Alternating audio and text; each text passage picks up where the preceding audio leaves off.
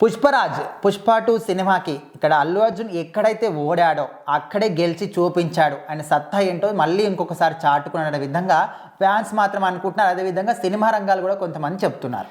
అంటే ఇందులో సత్తా చాటారు అంత పెద్ద పెద్ద మాటలు అక్కర్లేదులేండి. ఎందుకంటే ఆ సినిమా హవా అట్లా ఉంది.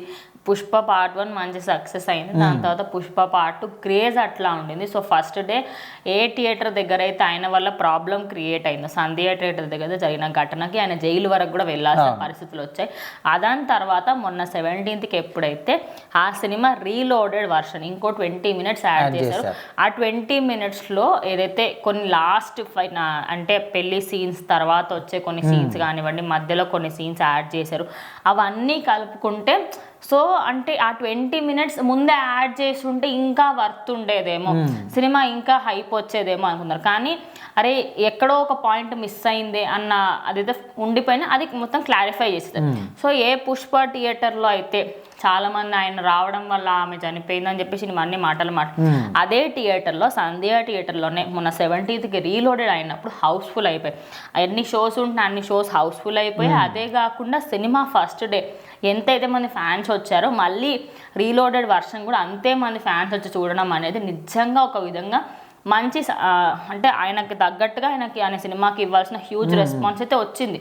అంటే ఆ సినిమాకి ప్రమోషన్స్ అట్లా ఉండే దానివల్ల సినిమా హిట్ అయింది తప్పించి సినిమాలో కంటెంట్ మాత్రం అసలు ఒక జనరల్ ఆడియన్స్ వెళ్ళి చూస్తే ఏంది అన్నట్టుగానే ఉంటుంది.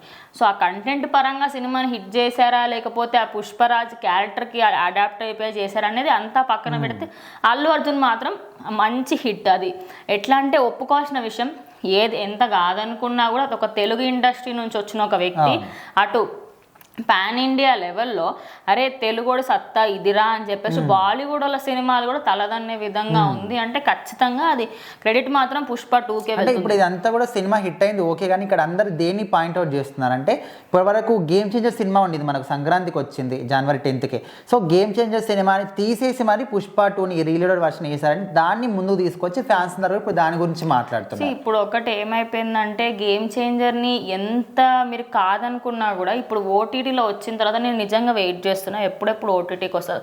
ఎట్లాగో మీరు ఫ్లాప్ టాక్ ఇచ్చేసారు కదా, ఇచ్చేయండి. ఓటీటీకి వచ్చిన తర్వాత మాట్లాడదాము. ఇన్ కేస్ అప్పుడు కూడా మీకు నచ్చకపోతే ఓకే, అక్కడ నిజంగానే శంకర్ మార్క్ లేదని యాక్సెప్ట్ చేస్తాం. కానీ ఒక ఐఏఎస్ ఆయన విధులు కరెక్ట్గా నిర్వర్తిస్తే ఎలా ఉంటుంది, ఒక పొలిటీషియన్ నీతి నిజాయితీగా ముందుకు వెళ్తే ఎలా ఉంటుంది అనేది అంత క్లియర్గా చూయించినప్పుడు, అంటే ఐటమ్ సాంగులు ఉండకుండా, ఒక రోత్ ఉండకుండా, ఒక వల్గారిటీ లేకుండా, బూతులు తిట్టకుండా ఇంత క్లీన్గా వెళ్ళిన సినిమాని మీరు ఫ్లాప్ టాక్ ఇచ్చారు కదా.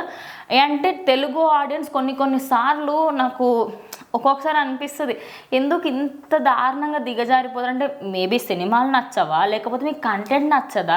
నాకు ఏది కంటెంట్ నచ్చదు కాదు, మంచి కంటెంట్ నచ్చదు. జనాలకి సమాజానికి ఏది మంచి చేస్తుందో అది నచ్చదు.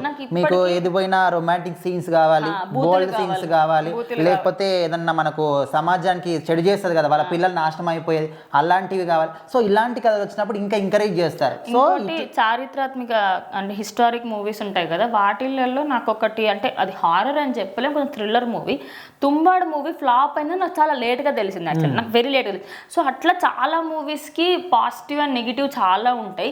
గేమ్ చేంజ్ అని కావాలని నెగిటివ్ చేసి అరే ఈ సినిమాలు అంతే రాజమౌళి తర్వాత చేసిన సినిమాల హీరోలు అందరికి సెట్ అవ్వదు అన్న ఆ మార్క్ తీసుకురావడానికి బాగా ట్రై చేశారు.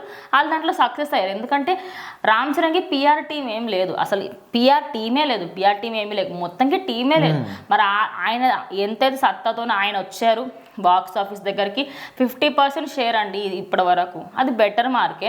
అండ్ ఇంకోటి పుష్ప 2తోని పోల్చడం ఆపేస్తే బెటర్. ఎందుకంటే మీ హీరో సినిమాకి ఒక్కొక్క దగ్గర టికెట్ల రేట్లు ఆకాశాన్ని అంటి చాలా మంది సినిమా రీలోడెడ్ వర్షన్ కాదు, చాలా మందికి అక్కడ మీరు ఒక్క పాయింట్ గుర్తుపెట్టుకోవాలి, గేమ్ చేంజర్ ఫస్ట్ నుంచి ఒకటే ప్రైస్ ఉంది, దీనికి మాత్రం మధ్యలో ప్రైస్ తగ్గిన తర్వాత ఎక్కువ మంది వెళ్ళారు, అందువల్ల పాజిటివిటీ ఎక్కువైంది. సో వాట్ ఎవర్ ఈ 2 సినిమాలు పక్కన పెడితే ఏ సినిమా దగ్గర అయితే అవమానాల పాలయ్యాడో అక్కడే మళ్ళీ రీలోడెడ్ వర్షన్తో మంచి రెవెన్యూ సంపాదించారు. అదొక విధంగా గ్రేట్ థింగ్ అనే చెప్పొచ్చు.